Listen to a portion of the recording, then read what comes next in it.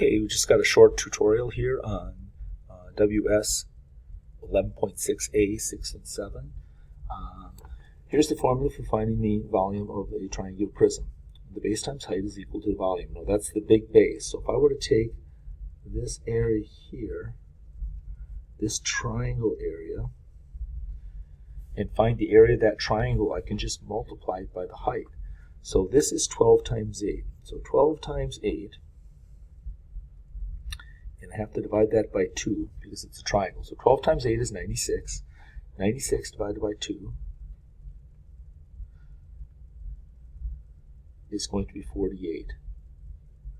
So if I take 48, that's my base, I multiply it by the height, which is this 20, I'm going to have my volume. So 48 times 20, well 2 times 48 is 96, and I have to add a 0. So 96 is my volume. That's 960 centimeters cubed.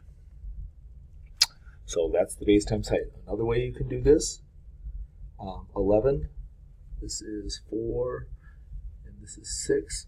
Another way you can do this is you can multiply these numbers together, 11 times 4 times 6. Now that's going to give you the volume of what would be a rectangular prism, right? Because you multiplied all 3, but then you can divide that by 2. So you can take all of that and divide it by 2. You're really doing the same thing because these numbers here would be your base. So let me just run it that way too.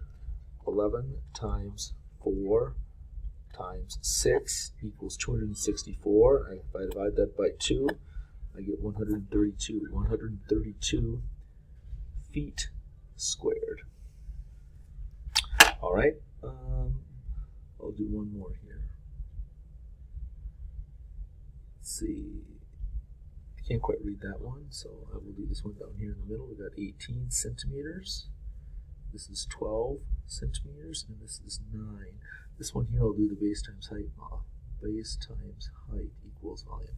So if I find my base, here's my triangles are my bases, because they're parallel to one another. Those are the ends. So I just got to do 9 times 12. 9 times 12. That equals 108. I divide that by 2 because it's a triangle. So my base is 54. And I just multiply that by my height, which is 18. Times 18. That should be about a grand. Equals 972. So 972 centimeters squared. Now also on this page, there is the backside. Okay, we'll take a quick look at these first couple of problems here. I've already completed them because I can talk through them a little bit easier. You can see that this says 72 inches squared on the front of this triangular prism. It says inches squared. That's the important piece. They've already given you the area I've shaded in. You already know the area of the triangle. So you could just take that 72 inches, which is the base, and multiply it by the height, which is 6, 432 inches cubed. Same thing here. This 90 feet squared, they're already telling you the area of the entire triangle. You've got the big base, the B, that's the 90.